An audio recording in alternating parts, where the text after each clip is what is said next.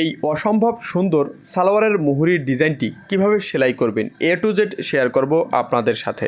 এর জন্য pant system salwar যেভাবে কাটিং করি ঠিক একই নিয়মে কাটিং করে নেব।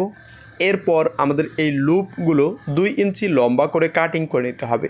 তো এই লুপ কিভাবে সেলাই করতে হয় আমাদের নিয়মিত কিন্তু ভিডিও আপলোড করা হয়, তা দেখে নেবেন। আমাদের পর্যাপ্ত পরিমাণ এই লুপ বা ফিতাগুলো কেটে নেওয়ার পর সালোয়ারের বডির পার্টের উল্টা দিকটা উপরের দিকে করে বিছিয়ে নিতে হবে। এরপর একটা লুপ মাঝখানে ভেঙে মুহুরিতে কাঁচা অংশটা বসে নিতে হবে এবং আধা ইঞ্চি গ্যাপ রেখে আবারও একটা লুপ বসে নিতে হবে। এই নিয়মে আমাদের একটার পর একটা পুরো সালোয়ারের মুহুরিতে লুপগুলো বসে নিতে হবে। তো আপনি যদি আমার এই পেজে নতুন হয়ে থাকেন অবশ্যই পেজটা ফলো করে সাথে থাকবেন। এই নিয়মে সুন্দর করে লুপটা সেলাই করে নেওয়ার পর 5 থেকে 6 ইঞ্চি লম্বা একটা প্রিন্টিংয়ের পার্টের ডিজাইন করে নিতে হবে।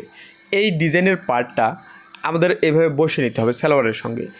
এরপর প্রথম যে লুপ আটকানোর সময় সেলাইগুলো দিয়েছি এই সেলাই থেকে 100টা ভিতরের দিকে একটি সেলাই দিয়ে নিতে হবে। এই নিয়মে সেলাই করে নেওয়ার পর ডিজাইনের পার্টটা বা প্রিন্টিংয়ের পার্টটা উপরের দিকে নিয়ে আসতে হবে। উপরের দিকে নিয়ে এসে খোলা সাইডে একটি সেলাই দিয়ে আমাদের ডিজাইনের পার্ট বা প্রিন্টিংয়ের পার্টটাকে আটক করে নিতে হবে। এবার সেলাইয়ের কাজ ঘেঁষে ঘেঁষে সমান করে আমাদের প্রিন্টিংয়ের পার্টটা কাটিং করে নিতে হবে এবং এই কাটিং পার্টে জয়েন্ট লেস সেলাই করে নিতে হবে। তো বডির পার্টের সোজার দিকটা উপরের দিকে রেখে লেসের সোজার দিকটা নিচের দিকে রেখে এভাবে একটি সেলাই দিয়ে নিতে হবে। এরপর ডিজাইনের পার্টটা আমাদের মুহুরির সঙ্গে এভাবে বসিয়ে এক সমান করে সেলাইটা দিয়ে নিতে হবে। শুরু থেকে শেষ পর্যন্ত এক সমান সেলাইটা দেবো, কোথাও চিকন মোটা করা যাবে না।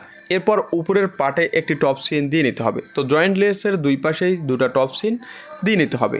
তো এই নিয়মে মুহুরিটা সেলাই করে নেওয়ার পর মুহুরির মাপ অনুযায়ী সেলাই করে নিতে হবে। তো ভিডিওটি আপনার কাছে উপকারে আসলে ভিডিওটি বেশি বেশি শেয়ার করুন।